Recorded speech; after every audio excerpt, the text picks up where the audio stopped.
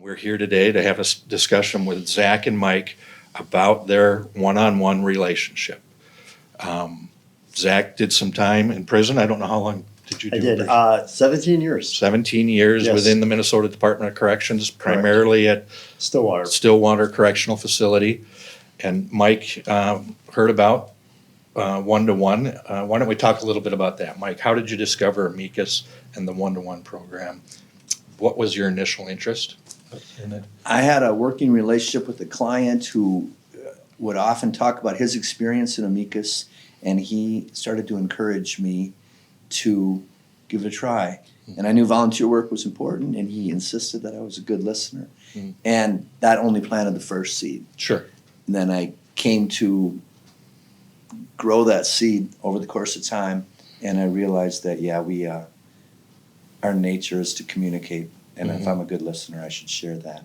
And then I visited a prison museum out in Philadelphia and was weary when I read the facts and exhausted, and I thought I should be of some assistance. It's interesting learning facts. One of the facts that are out there is that within the Minnesota Department of Corrections, 40% of all inmates never reach the visiting room. They don't have visits from friends, family, a pastor, children, but 40% have no connection to the outside community. It's one of the driving values that created one-to-one was to provide that opportunity for a connection to outside community. Zach, talk about how you heard about Amicus and what was your initial interest while you were in. Internally, while I was in Stillwater prison, they had some flyers in the library that talked about Amicus and talked about a one-on-one matching program. I was very interested in this. I had about 2 years left to go in my sentence and had no connections to the streets whatsoever. Didn't know anybody, didn't have anybody visiting. I was part of that 40% and just wanted to have some sort of human contact when I got out, and also while I was incarcerated.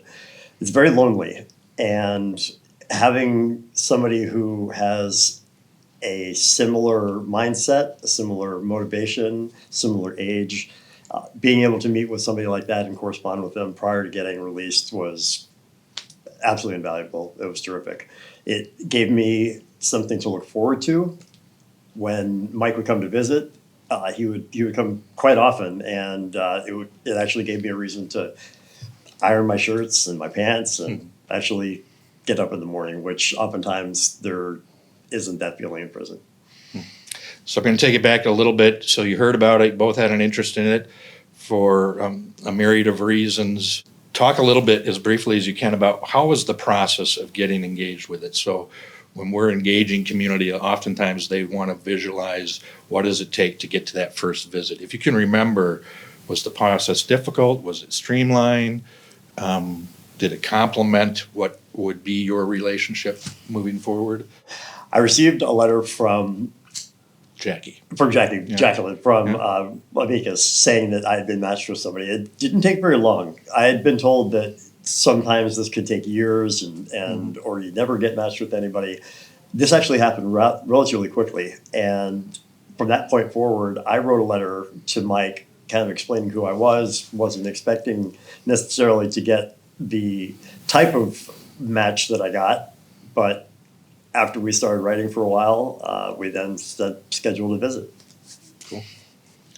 I had a succession of small interviews with Amicus professionals, and then a brief background check to get some referrals to make sure I guess I was suited for the volunteer work, and apparently I was. So we began a email pen pal situation that quickly just evolved into pen pals. So our first meetings were through written correspondence, which is helpful. And you don't have to be a great writer to do that. But it was enjoyable. Maybe sit down, think about what I wanted to say, how I wanted to say it, and put a little bit more mindfulness into our first interaction. Did you have any anxiety? So we often hear from volunteers that are new to this or are thinking about engaging in this program.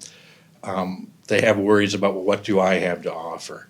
When we try to familiarize volunteers in the community to this program, we say we're not looking for social workers, we're not looking for doctors, we're not looking for lawyers. You don't have to be a counselor. You can be all those things, but it's not a requirement of being a good volunteer. What you need to be is have an interest in engaging and possibly befriending somebody. Did you have any of those concerns when you initially had an interest in this? That what do I have to offer to somebody that's been in prison? I made it clear, and Amicus made it clear, that just because I was a lawyer did not preclude me from getting involved. I didn't come as a lawyer. I came as a human and a listening friend. Mm-hmm. So I didn't have very many concerns. And I've never, ever really held myself out as a lawyer in any way to my friend Zach. It sometimes gets, it falls under the umbrella of a mentoring program. We don't like to look at it that way. Mentoring may happen, probably will happen organically, but it's reciprocal is how we look at it. And so some of the anxieties that we experience with volunteers is centered around the idea of what does it mean to be a mentor.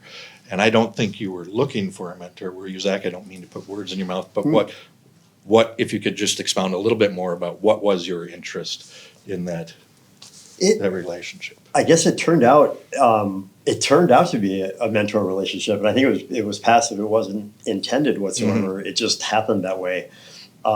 It started off with a friendship. It started off with just a great way for me to have exposure to the community, because everybody that I had any sort of contact with is either a corrections agent or an offender, one or the other. And without some sort of grounding, it just I don't think that I don't think people will have a lot of success when they get out without some sort of community engagement. Sure. If they just get out, they're not gonna do very well. And how has your guys' relationship evolved as you approached release, and once you come back to community? How have things changed? Have they grown? What, if you could describe what it's like now once you're back in community? Yeah, it hasn't changed very much. In fact, and it's certainly grown. Zach expressed some surprise that we could still be friends. I had no idea he was getting out and paroled. I thought I was meeting a friend who was in a different set of circumstances than I was, and it was fine at that. And then when he got out, I just said, hey, we should probably understand some healthy boundaries here. In other words, don't call me. And we, just in case, I knew he was going to be going through trials and tribulations that I was completely unfamiliar with. And he did, and I was still there. We just had to ease into his new lifestyle. And then we visited often and more often, and we keep in close contact both on phone and in person and over lunch, and here today to share our story. Yeah. Nice. Yeah. I agree with everything Mike said. It just turned out to be something that I hadn't expected. And after we got out, we have continued with the friendship. We have gone to lunches. Mike is very, very gracious. He's always been there to support me, whether it be with clothing items. I know that sounds a little silly, but something even as silly as small as that, after you get out, is substantial. And just having a sane person that doesn't have that criminality to speak with and ease myself back into the community, and ease myself back into that mindset. I came from a white collar executive, I guess, background, got into drugs and ended up doing a lot of time as a result.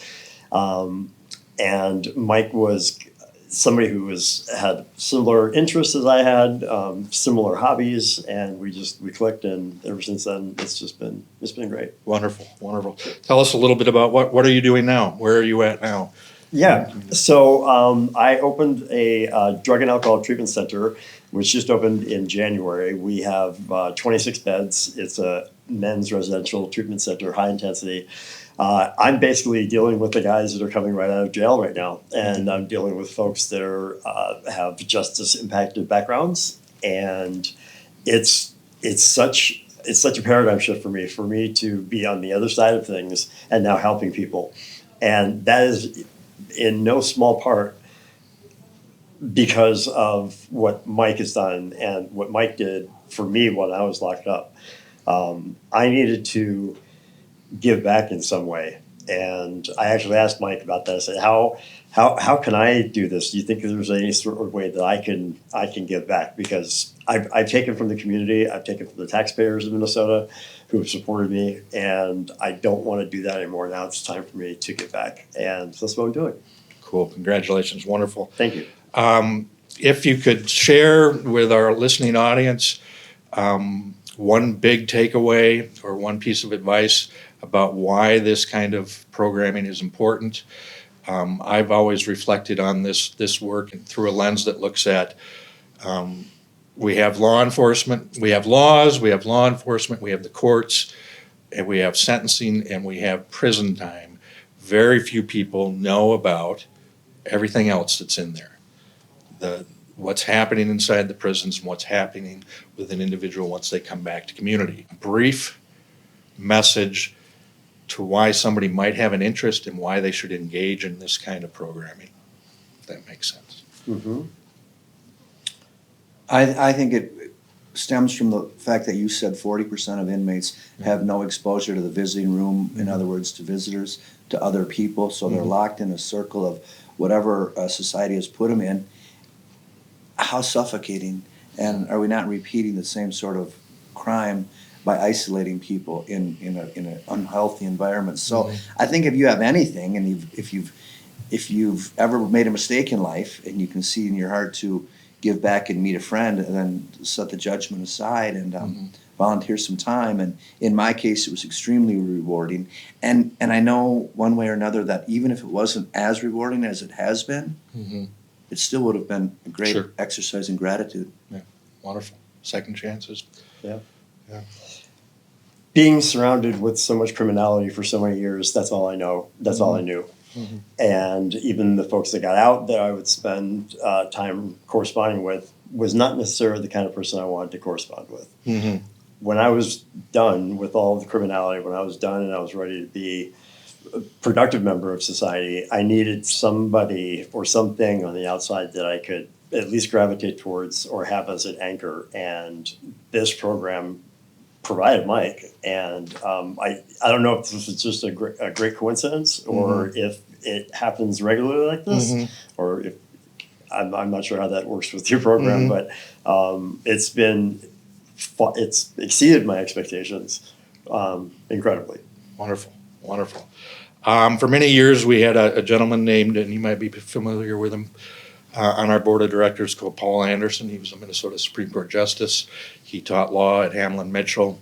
Years ago, we did a little spot just like this with Paul Anderson on it, talking about the importance of programming just like this. If you have an interest in volunteering, we have a place for you. It's an important role in an individual's life, both while they're incarcerated and that transition back to community. And making a difference in somebody's life is at a core of our mission.